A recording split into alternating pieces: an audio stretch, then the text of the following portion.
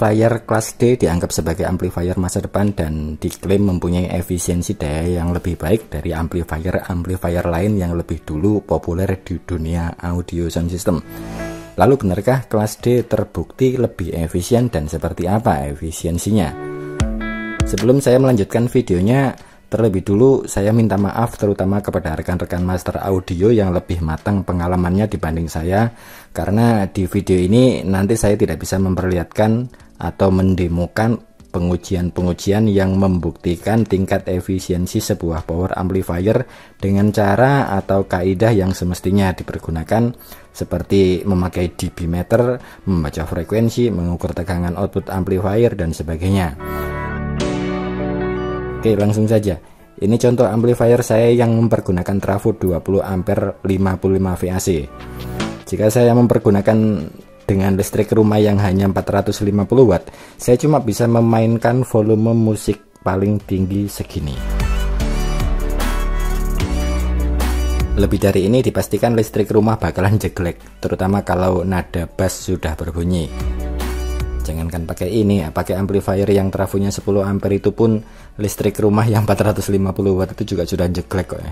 Kalau volumenya terlalu tinggi ya, tapi kalau muternya nyantai-nyantai saja ya aman.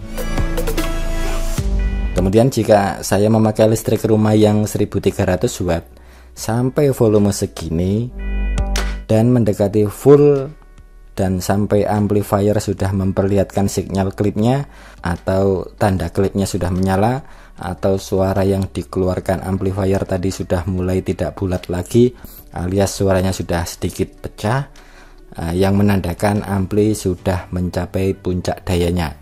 Namun listrik rumah yang 1300 watt tetap aman dan tidak jeglek. Itu yang pertama ya bro. Yang kedua, pakai amplifier yang paling bawah ini. Jangankan di listrik 450 watt, listrik yang 1300 watt pun saya cuma bisa memainkan level volume musik sampai segini. Jika diangkat lagi, maka siap-siap saja listriknya pasti jeglek jika suara bassnya sudah keluar.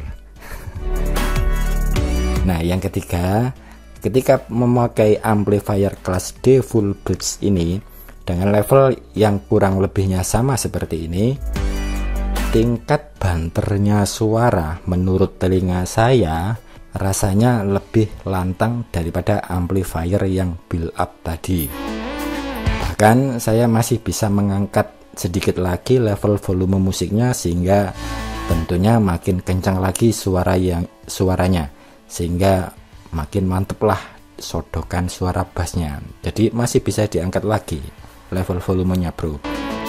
Tapi ya pada akhirnya jika saya tambah lagi volumenya, tambah lagi, biasa kan kalau nyetel musik selama suara yang terdengar masih terasa belum pecah, pasti masih kurang puas. Jadi kita masih selalu penasaran, kepengen nambah volume lagi dan akhirnya jeglek juga listrik rumah yang 1300 watt tersebut.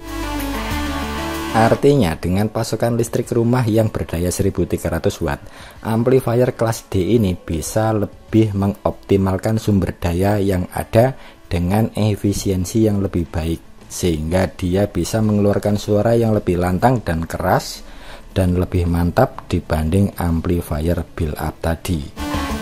Artinya dia bisa bekerja lebih maksimal meskipun pakai sumber daya listrik 1300 watt. Itu intinya. Tapi ini bukan berarti amplifier kelas D beserta SMPS sebagai PSU-nya yang saya rakit mulai dari menanam komponennya satu persatu pada papan PCB-nya ini lebih hebat dan lebih kuat dari produk pabrikan tadi ya bro. Seandainya saja pasokan listrik yang tersedia adalah minimal 3 kV atau sekitar 3000 watt ke atas, maka kemungkinan besar kelas D ini akan disalip lagi oleh si amplifier build up tadi. Gimana, sudah bisa mengambil kesimpulan sendiri kan?